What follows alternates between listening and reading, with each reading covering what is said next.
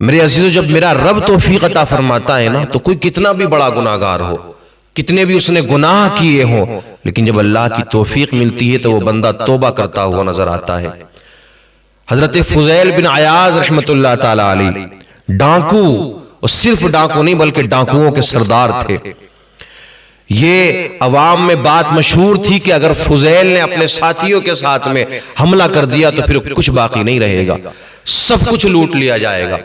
اتنے بڑے ڈاکو کا نام حضرت فضیل بن عیاض رحمت اللہ تعالی علیہ، لیکن اللہ اکبر کبیرہ، ڈاکہ ڈالنے کی نیت سے ایک راستے سے گزر رہے ہیں کہ قاری صاحب قرآن کی تلاوت کر رہے ہیں اور یہ آیت کریمہ پڑھ رہے ہیں، لا تقنطوا من رحمت اللہ ان اللہ یغفر الذنوب جمیعا، کہ اللہ کی رحمت سے نا امید نہ ہونا کہ بے شک اللہ تمام گناہوں کی مغفرت کرنے والا ہے، اور رب کریم تمام گناہوں کو معاف کرنے والا ہے۔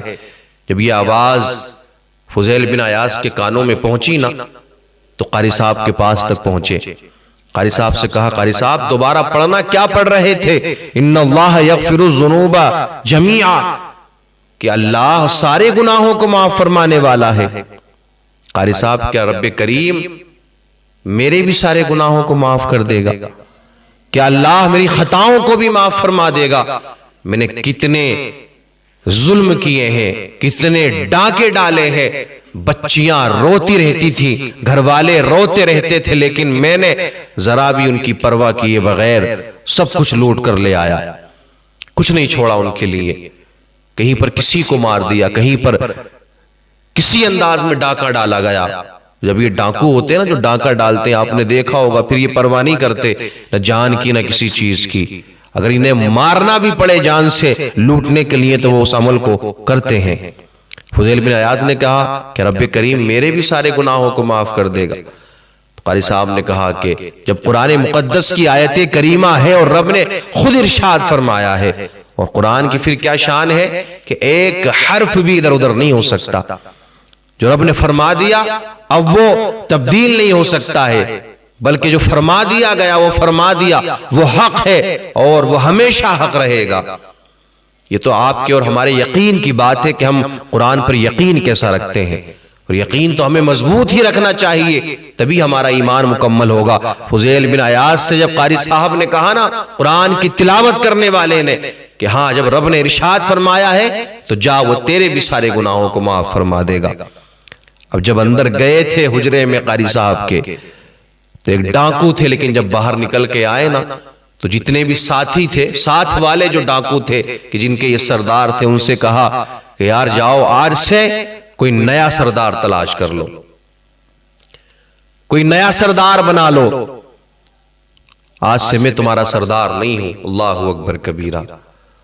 تو معلوم ہے ان تمام ڈاکوؤں نے کیا کہا تھا، فضیل بن عیاض ہم ڈاکو تھے تب بھی تم ہمارے سردار تھے۔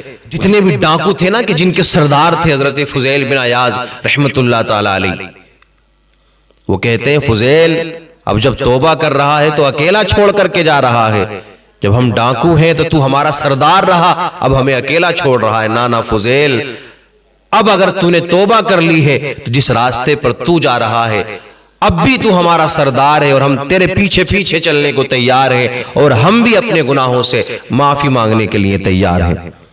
اب ہم بھی اس گناہ سے باز آ جائیں گے، اب ہم بھی یہ غلط کام نہیں کریں گے، غلط راستے پہ نہیں جائیں گے۔ تو جب توبہ کر لی نا، اللہ نے توفیق عطا فرمائی، تو پھر یہ خیال دل میں آیا کہ یار جس کا مال لوٹا ہے نا، حساب لگاؤ، مال کو اکٹھا کرو، کتنا مال باقی ہے، اور جس کا لوٹ کر کے لائے ہیں سب کو لوٹا دو۔ مال لوٹاتے گئے، سب کو مال دے دیا، کوشش کی کہ جہاں تک مال لوٹا گیا تھا جتنا بھی تھا سب بانٹ دیا جائے، جس کا لے کر کے آئے اس کو دے دیا جائے۔ لیکن میرے عزیز و تاریخ کے اندر آتا ہے کہ حضرت فضیل بن عیاض کے پاس مال ختم ہو گیا، اور ایک یہودی تھا کہ جس کا کچھ مال ان کے پاس میں تھا کہ جو لوٹ کر کے لے کر آئے تھے۔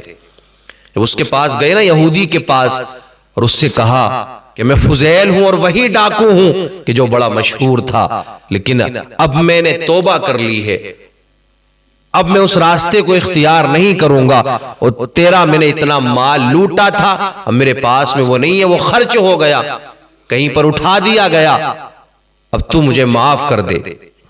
اللہ اکبر کبیرہ۔ اس یہودی نے کہا نانا فضیل مجھے تو میرا مال چاہیے، میں تجھے معاف نہیں کروں گا۔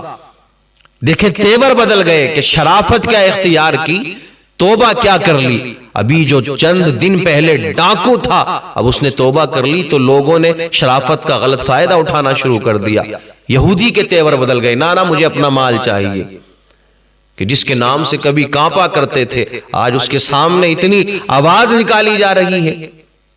اور آج بھی یہی ہوتا ہے نا کہ لوگ شرافت کا پھر ناجائز فائدہ اٹھاتے ہیں کچھ لوگوں کی۔ کچھ لوگ چاہتے ہیں کہ انتشار پیدا نہ ہو، کوئی بات ایسی نہ ہو کہ جس سے معاشرے میں، سوسائٹی میں، خاندان میں، پریوار میں، رشتہ داری میں کوئی پھوٹ نہ پڑ جائے، لیکن لوگ اس شرافت کا ناجائز فائدہ اٹھاتے ہوئے نظر آتے ہیں۔ فضیل نے کہا یار معاف کر دے، مال ختم ہو گیا۔ اس یہودی نے کہا نا تجھے ایک کام کرنا پڑے گا تو میں تجھے معاف کر دوں گا۔ بتا کیا کرنا پڑے گا؟ کہ تجھے میرے یہ جو جانور ہیں نا ان کو چارہ ڈالنا پڑے گا، ان کی تجھے خدمت کرنا پڑے گی۔ حضرت فضیل بن عیاض کہتے ہیں کہ ٹھیک ہے میں یہ کرنے کے لیے تیار ہوں۔ آپ کرتے رہے، کام کرتے رہے، جانوروں کو چارہ ڈالتے رہے، خدمت کرتے رہے جانوروں کی۔ ایک دن نا وہ یہودی آیا اور اس نے کہا کہ دیکھ وہ جو تھیلی رکھی ہے نا جس میں مٹی کے ڈھیلے ہیں ان کو اٹھا کر کے میرے پاس لا اور مجھے لا کر کے دے دے۔ حضرت فضیل بن عیاض وہ تھیلی اٹھا کر کے لائے نا، جب اس کے ہاتھ میں لا کر کے رکھی تو وہ مٹی کے ڈھیلے جو اب تک مٹی کے تھے، جیسے حضرت فضیل بن عیاض نے اس کے ہاتھ میں لا کر کے رکھی، وہ مٹی کے ڈھیلے سونے کے بن جاتے ہیں۔ اللہ اکبر کبیرہ، سونے میں تبدیل ہو جاتے ہیں۔ یہودی کہتا ہے کہ جا فضیل میں نے تجھے اب معاف کر دیا، میں یہی دیکھنا چاہ رہا تھا۔ کہا یار یہ معاملہ کیا ہے، یہ مٹی کے تھے اب یہ سونے کے بن گئے۔ اس نے کہا کہ میں نے بھی تو ریت پڑھی ہے، میں بھی کتابوں کا عالم ہوں، میں نے بہت کچھ پڑھا ہے اور میں نے پڑھا ہے اس کے اندر کہ جو سچے دل سے توبہ کر لیتا ہے اگر وہ مٹی کو بھی ہاتھ لگا دے تو وہ سونا بن جایا کرتی ہے۔ اے فضیل میں نے آج دیکھ لیا ہے کہ تو نے صرف لوگوں کو اور دنیا والوں کو دھوکہ دینے کے لیے یہ کام نہیں کیا ہے، بلکہ تو نے سچے دل سے توبہ کر لی ہے۔ یہی وجہ ہے کہ دیکھ تو نے مٹی کو ہاتھ لگایا اور یہ سونا بن گئی ہے، جا میں نے تجھے معاف کر دیا ہے۔ اللہ اکبر کبیرہ۔ تو میرے عزیزوں آئیں رب کی بارگاہ میں، یہ نہ دیکھیں کہ میں نے اتنے گناہ کر لیے یا میں اتنا خطا کار ہوں، اتنا گناہگار ہوں، اتنی خطائیں مجھ سے ہو گئی ہیں۔ نانا میرے عزیز تم تو یہ نا امید ہو رہے ہو اللہ سے، اور قرآن نے کہا کہ نا امید نہیں ہونا ہے۔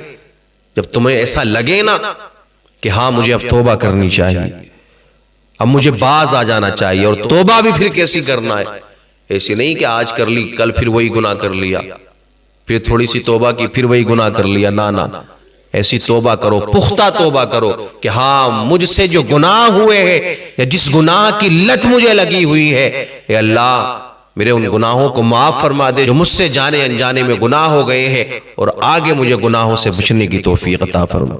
سچی توبہ کرو میرے عزیز۔